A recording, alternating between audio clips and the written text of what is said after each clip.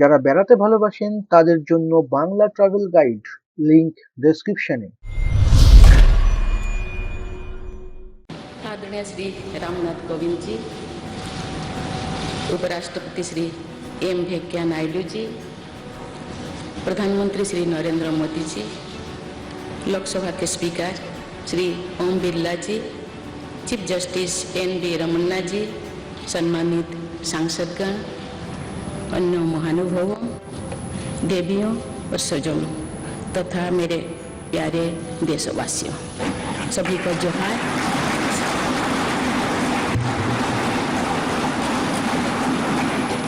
भारत के सर्वोच्च संवैधानिक पद पर निर्वाचित करने के लिए मैं सभी सांसदों और सभी विधानसभा सदस्यों का हार्दिक आभार व्यक्त करती हूँ। आपका मत देश के करोड़ों नागरिकों के विश्वास की अभिव्यक्ति है। मैं भारत के समस्त नागरिकों की आशा, आकांक्षा और अधिकारों की प्रतीक इस पवित्र संस्कृति से सभी देशवासियों का पूरी विनम्रता से अभिनंदन करती हूँ।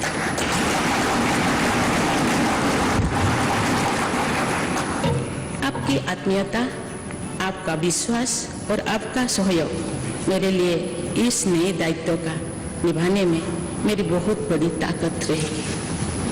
मुझे राष्ट्रपति के रूप में देश ने एक ऐसे महत्वपूर्ण कालखंड में चुना है जब हम अपनी आज़ादी का अमृत महोत्सव मना रहे हैं।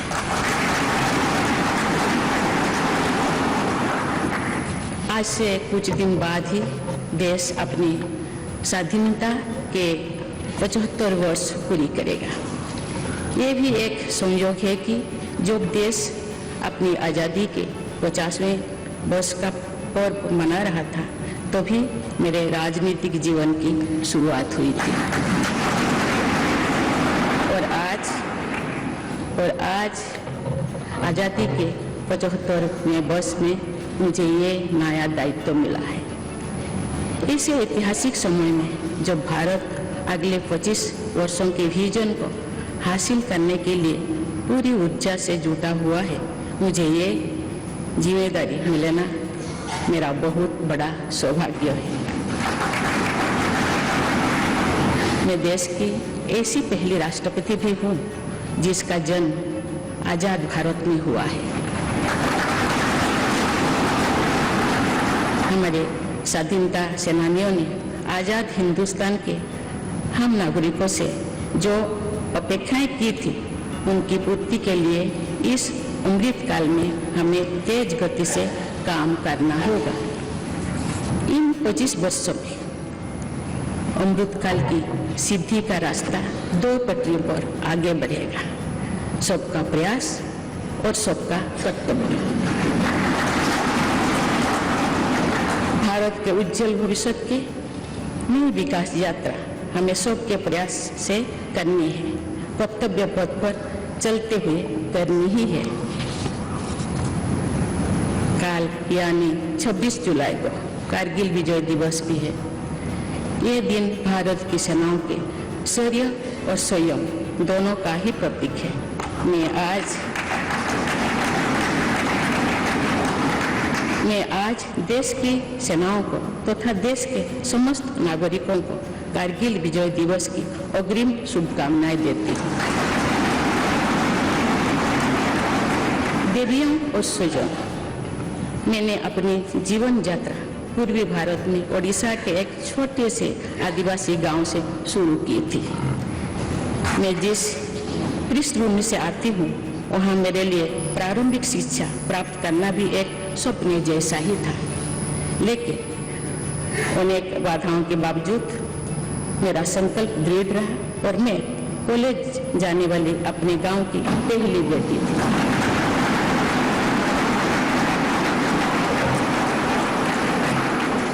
मैं जनजातीय समाज से हूँ और वार्ड काउंसिलर से लेकर भारत की राष्ट्रपति बनने तक का अवसर मुझे मिला है।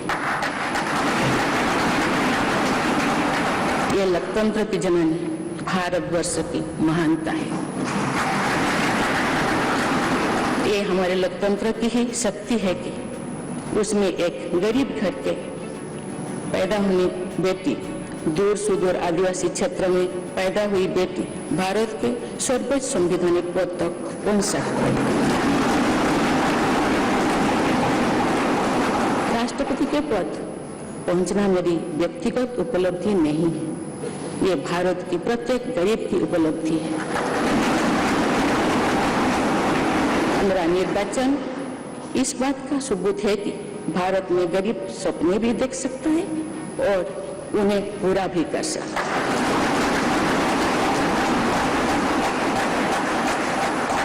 और ये मेरे लिए बहुत संतोष की बात है कि जो सदियों से वंचित रहे, जो जीवन विकास के लाभ से दूर रहे, ये गरीब, दलित, पिछड़े तथा आदिवासी मुझे ये अपना प्रतिबिंब देख सकते हैं।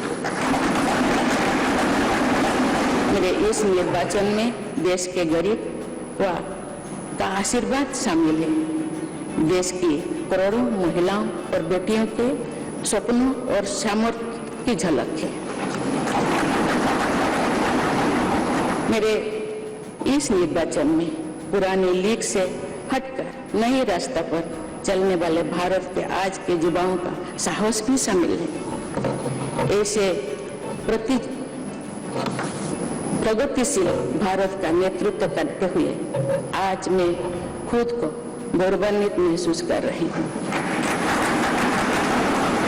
मैं आज समस्त देशवासियों को, विशेषकर भारत के युवाओं को तथा भारत की महिलाओं को ये विश्वास दिलाती हूँ कि इस पद पर कार्य करते हुए मेरे लिए उनके हित सर्वोपरि होंगे।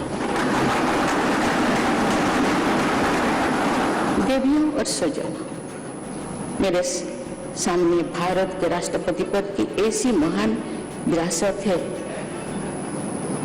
जिसने विश्व में भारतीय लोकतंत्र की प्रतिष्ठा का निरंतर मजबूत किया है।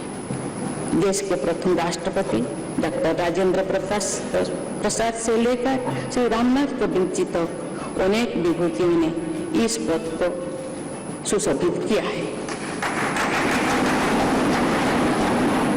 इस पद के साथ साथ देश ने इस महान परंपरा के प्रतिनिधित्व का दायित्व भी मुझे सौंपा है। संविधान के आलोक में मैं पूरी निष्ठा से अपने कर्तव्य का निर्वहन करूंगी। मेरे लिए भारत के लोकतांत्रिक सांस्कृतिक आदर्श और सभी देशवासी हमेशा मेरे ऊर्जा के स्रोत रहेंगे। देवियों और स्वजन, हमारे संवैधानिक संग्राम में, स्वाधीनता संग्राम में एक राष्ट्र के तौर पर भारत की नई यात्रा की रूपरेखा तैयार की है।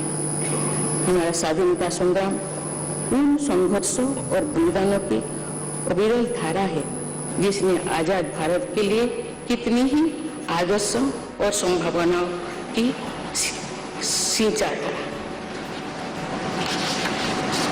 पूज्य बापू ने हमें स्वराज, स्वदेशी, स्वच्छता और सत्याग्रह द्वारा भारत के सांस्कृतिक आदर्शों की स्थापना का मार्ग दिखाया था।